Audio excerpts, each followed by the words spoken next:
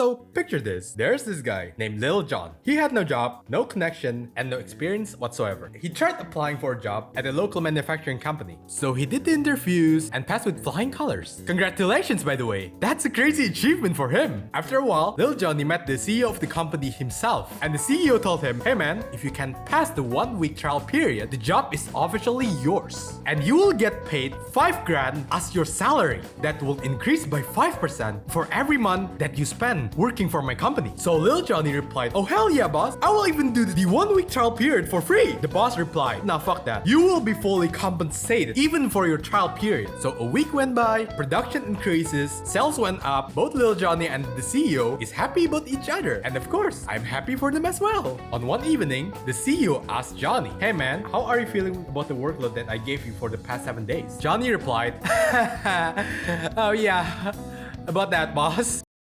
Can you actually pay me by the hour with the rate of $200 per hour, please? The boss replied, what the actual fuck is wrong with you? Here's your money, pack your things up, and get the fuck out of here. And Johnny said, no, boss, please don't fire me. I was just joking.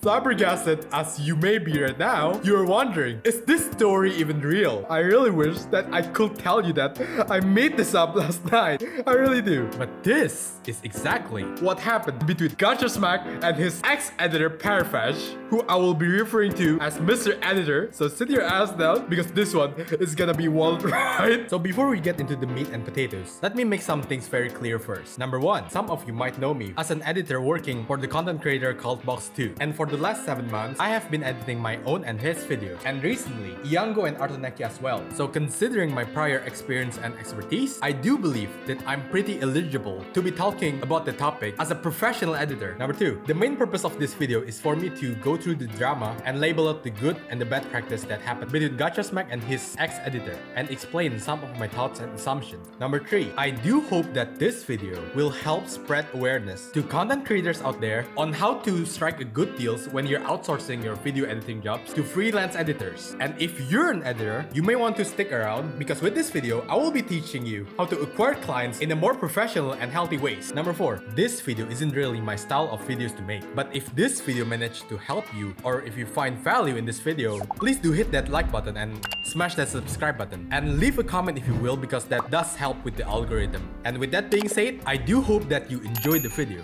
2 days ago, Gacha Smack posted a video called "My Editor Tried to End My Career" and ended his instead. And for the sake of giving you dumbed down context here, Gacha Smack posted this 1 hour long video to tell us that he had almost hired a video editor who got greedy about his pay and tried to cause a drama by making a Reddit post that was meant to defame Gacha Smack, which I would recommend you to watch yourself if you want the whole nuclear giga pregnant brain rot experience. As in this video, I will only be skipping to the points that I want to talk about, since I literally have watched this video a total of 3 times back and forth, which I'm literally losing sleep for.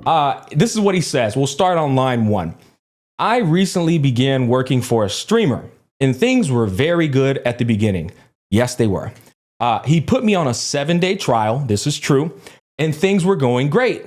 The videos I made were getting many views and everything was good. Hear me out. Editing only do jack shit to your videos. Like, imagine that editing is like a cake icing. If you slap those icing on the shit, it will probably look so beautiful that you want to eat it, but it will still taste bad because it's shit. And on the other hand, if you slap those edits on the already good video, then it will still be good video. Editing does not make the video, it only enhances the video.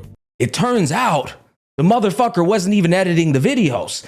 It turns out bro was outsourcing the fucking editing. Looking for a video editor. Looking for a video editor. Need shorts, video editor. Looking for video editor and graphic designer. It turns out his own post that he used to try and sabotage me enabled people to go and look at his history and find out that little bro was out here employing smaller editors or smaller people to make the edits. So about the screenshot, right? I want you to pay very close attention to what I'm about to say next, because this will come into play down in the line later. Before making this video, I have seen a globally certified idiot state that this screenshot could be Photoshop. While I do agree that photoshopping a screenshot like this is a piece of cake, So let's give that statement a benefit of the doubt. So for now, I want you to go to Reddit, take a look at the screenshot that GachaSmack has, type out the username on the top part, and Reddit will give you this result. So thinking logically, since GachaSmack posted the videos either 2 or 3 days ago, and the trial period is like 1 week, aka 7 days, that would mean the post that we are looking for should be somewhere around 9 to 11 days old, which means this is the post that we are looking for. But this post still left us with 2 other questions. Question number 1, is the other 3 posts in the screenshot that GachaSmack has Photoshop or edited? And number 2, does this really prove that GachaSmack's editor really is using smaller editor surface to do his job? Because there are stupid comments like this in the video that GachaSmack posted. And just with a little digging, I can totally break this man's whole argument. So if you paid close attention to the search result that Reddit gave me, you'll notice these 2 posts that is 2 months old. And when you pull up those 2 threads, you will see a very long message about video editor and graphic designers. And you will notice the company's name, Pace Branding. Some of you might ask, what does that branding company has to do with the whole drama that GachaSmack and his editor is having? If you pay very close attention to the screenshot that GachaSmack has, you should be able to notice it clearly says the very same company name as the Reddit thread. The thing here is, Smack is not dealing with an individual scammer. Smack is dealing with a whole company of scammers. So my theory of what is happening is, GachaSmack was their first target, and that they're gonna start targeting some other streamers in the space. You name it, something like maybe Hackshoes, Box2, probably Mr. Pokey. They're gonna start targeting them and offering them editing services with the same manner, because they are a branding company, and the post is like somewhere around 2 months old. So they have been planning to do this for a very long time. Initially, I said yes and asked a little time to think about it. Oopsie, here's the first lie. Here's the first lie. He did not ask for a little bit of time to think about it. He said yes, period. So let's say you're either an editor looking for work or a content creator. So this quote-unquote Mr. Editor asked for a raise only after 7 days of working with GachaSmack. The thing here is, this is both very unprofessional and unethical. But don't get me wrong here. Asking your boss about how things are every quarter or half a year to reconsider whether or not you could get additional compensation if you feel that you have brought in more value or feel worthy about a raise, it's pretty much fine. But the most important thing that you need to do in these kind of deals as an editor, you need to ask your client these 3 questions. Number 1, how long is the video? Number 2, how much editing do you need me as an editor to put into your video? And number 3, what's the typical turnaround time for me to complete the edits? And as for the content creator or client, him or herself, in most cases, you need to tell your soon-to-be partner editor about the workload if the editor does not have the initiative to ask these 3 questions. But specifically for Smack's case, I can clearly tell that quote-unquote Mr. Editor here claimed to be a fanboy of the channel, in which a fanboy is supposed to have the knowledge that what GachaSmack usually needs is just some jump cuts, J cuts, or L cuts, which is very easy to do. This is what I've made in the past year. I've been growing every single month. It might not seem like a lot of money now, but you're gonna constantly grow.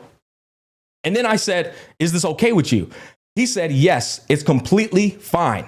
To be completely honest here, it might not seem like much money now, is pretty much a very, very stupidly low understatement there, Smack. I do have some friends living in India right now, so before recording this video, I asked them about how much does 500 bucks worth in India. They simply said 500 bucks worth just a bit less than 2 times of the starting salary for the average corporate slave there in India. And also about this, I have also implied editing a GachaSmack video doesn't require a lot of effort. You can just sit your ass down in front of your PC and edit the shit out of those fonts. You probably know that I've been Box2's editor for almost a year now. So for me personally, I can probably edit 4 to 5 of GachaSmack's video in a single day, even while slacking off for a bit. But again, this is coming from a guy with a somewhat pretty optimized workflow. This is a full-blown blatant lie, by the way. He said he will be needing 60 long-form videos from me every month.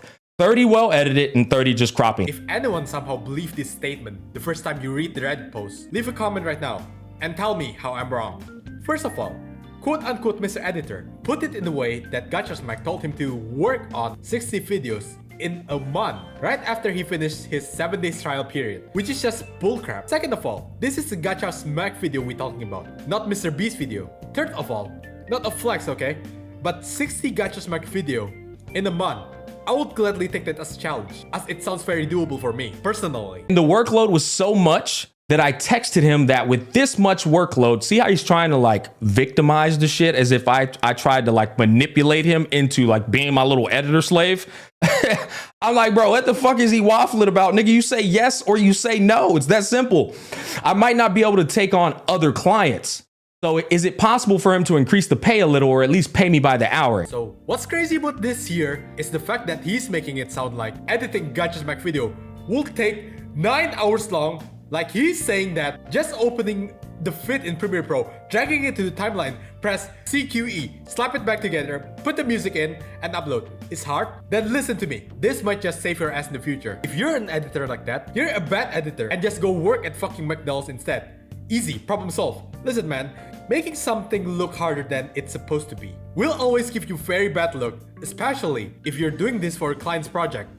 After humiliating me about it, I requested that I am genuinely okay at the previous pay grade, but please don't fire me. I have a family to take care of. I need more money.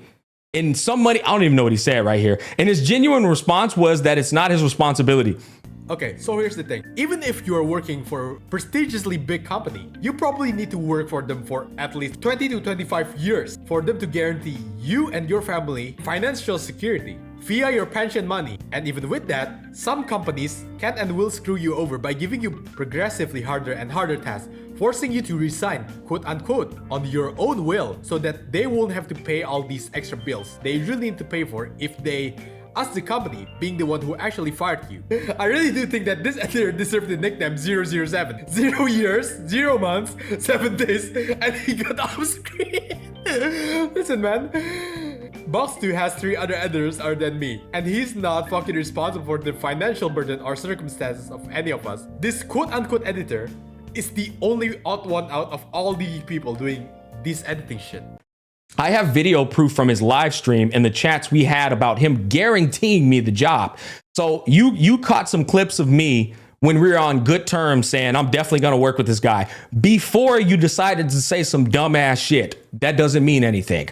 He repeated it again and again on stream in front of everybody, making me solely focus on his work and sabotaging my other clients. Man, about this video proof bullshit. So what quote unquote editor here saying is that, oh look, I have a video proof of Gacha's Mac saying he's guaranteeing me job, put him in jail for misconduct and fake promises. Bro is gaslighting so hard, he doesn't even know what he's talking about. A video clip of someone saying that phrase is not legally binding. Neither can it be enforced in the court of law if the deal itself was renegotiated. What Gacha's Mac said in that video clip only applies to the first deal, which is 10% of Gacha's Mac's current YouTube ad revenue, which at that point of time worth half a grand. Also, how the fuck does Smack repeating that shit over and over sabotage his other clients and make quote-unquote Mr. Editor solely focus on his own work? Oh wait, I get it. This man has some unknown mental illness where if Smack said that shit on stream, oh the editing gremlin and the editing company in me is editing up man. I'm gonna work for this man sucking cock 24/7. Yeah, actually man, that's what we call a fucking moron. For editors and creators out there, my genuine advice on this is, if you're gonna work for someone or partner up with someone for a professional work relationship, make sure to have a written contract written somewhere, which will serve as a means to protect both parties in case anything goes south. But this is not a must, since so far, from my experience, what I'm having with Box2, Iango, and Artonecy is just a word-of-mouth good faith agreement, which involves no contract. I trust them and they trust me. As simple as that. He did not even ask me how much I charge for the videos I made for him. He just gave me a very low amount saying that's all I will get. You know what's crazy about this part? This quote-unquote editor literally got $80 for doing nothing. He literally spent $15 for each video. That's insane, bro. That's just insane. At this point, and I'll show that. Don't take my word for it. I'll show the whole fucking thing. At this point, when I lost all hope on getting the job back, oh, please don't do that again, bro. You're gonna make me laugh. He told me that I am annoying for spamming him, but the matter of fact, I only ask for one single update every day. I want y'all to think about what he just said. I only asked for a single update every day because my payments were due and I was literally seeing him stream. Okay, for this one, I'm going to use my working terms with Box2 as a comparison, alright? There's some instance where I edit for him and he forgets to pay me. And if I remember correctly, I think there's this one time, it was almost a month, and he kind of forgot to pay me for either 2 or 3 video projects. But me as his editor totally understand that he's probably busy or procrastinate, I don't know. But still, eventually, Box will just go like, dude, have I paid you for XYZ videos? I think I forgot. Then I said, no, I haven't. And then bam, he paid me and business concluded. He got his videos and I get my cash. Everyone happy. Just to be very fair here, there may be some creators out there who will do otherwise. But speaking honestly here, Gacha Smack doesn't really seem to be the case, just by judging how he handled all this bullshit. At the end, I just wanted to end the relationship on a good note and said, if you ever need an editor in the future, I will be available for you, and me being your fan will always support you on stream. So quote unquote Mr. Editor here said it himself. He's saying that he's a fan of Gacha Smack. Look, I encourage you all here to question the statement thoroughly. Number one, if he's a fan, why doesn't bro know that Smack's video is fucking easy to edit? Number two, if he is a fan, then why does bro try to scam Gacha Smack and make a profit of him? Number three, if he's a fan, then why does bro decide to make that Reddit post trying to ruin Gacha Smack's career even though he did not wrong him? And it's the other way around. Number four, if he's a Gacha Smack fan, why did he try to sabotage Gacha Smack relationship with his other editor, which is insane? I said, hey Paravesh, here's when it happened. He sent this shit right after we got off the call. Hey, do send me the workflow for today's live stream. Hey, Smack, I wanted to know that if possible, are you willing to pay me an hourly rate instead of a percentage-based payment? Because your channel being my only source of income, it would be very difficult for me to sustain a livelihood. I am not asking a huge amount as per hour. I am only looking for $10 an hour, which is considerably very cheap in respect to the time and work I will be providing. Okay, in this line of work, paying someone by the hour when you're working online or remotely or can't even see how an editor is performing is an extremely bad idea for both parties. Let me use another example using my work for Box2. So his Hoho and Hanabi summon video were two of my solo projects. Full disclosure here, Box2 offered me to work for $7 an hour of my work, which I immediately declined. And in case you ask why, here's the first problem. There are a loophole here. We'll use that Hanabi summon video as an example. I genuinely forgot how much time I spent on that Hanabi summon video. And I could have said that, yo Box, I spent 50 hours on that single Hanabi summon video. But in reality, I spent only 15 hours editing that video. And I spent the other 35 hours jerking off. Bam! And that will be the easiest $250 of my life. Second problem, trust issues. I do not want this to happen between me and Box2 as my client. Working with someone who you can't trust is fucking pain in the ass. Third problem, this is another reason why I'm so triggered about this statement about being a fan of Gacha Smack. Box2 was one of my reasons for playing this YouTube game. And yes, this means that I'm a fan of his. I want to work with him and I want to see him go fucking far in this platform. That is what you call a healthy fanship or whatever the word is. Fourth problem, quote unquote Mr. Editor got fucking greedy. There are a lot of people out there who needs to do way more than sitting their ass down and cutting videos for $500 a month. Bro had it good, but he fumbled hard. I said I actually have many editors who wanted to take the job for the same rate of pay, and I don't really need your caliber of editing at this point in time, to be completely honest.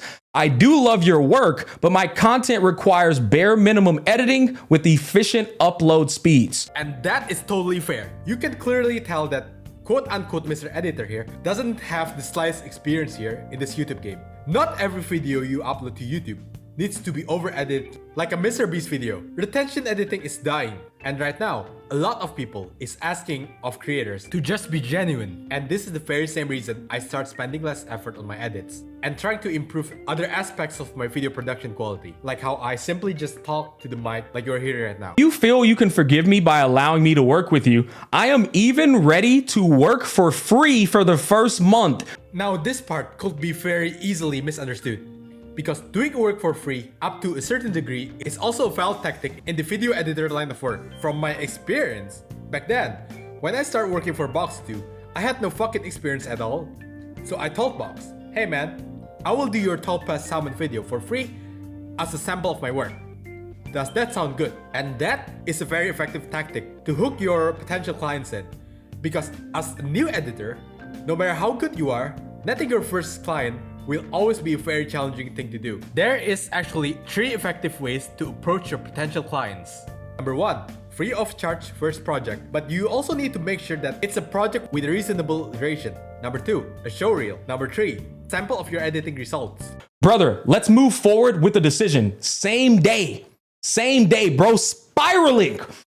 Are you 100% sure you don't want to give me another chance? Bro, why are you quizzing me? Quote unquote Mr. Editor quizzing Smack is fucking wild, dude. Wait, what is that? Hold up.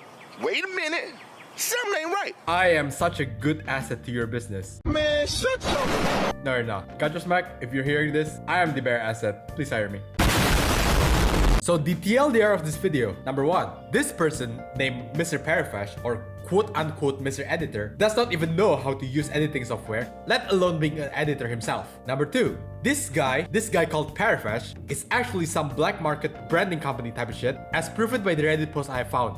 Number 3, Gacha Smack is a crazy cheapskate for trying to outsource his editing to a little 21 years old Indian kid. Number 4, Gacha Smack is at a great loss for losing this Parafash guy. Number 5, people who post defamatory posts on subreddit is probably clinically in-fucking-sane. Number 6, you do not need to over-edit a video for it to become a valuable or a viral video.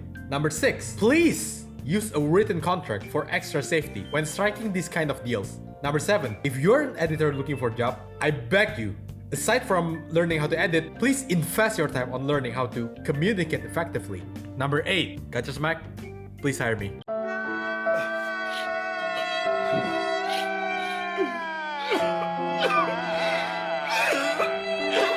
Chica no conozco, no conozco,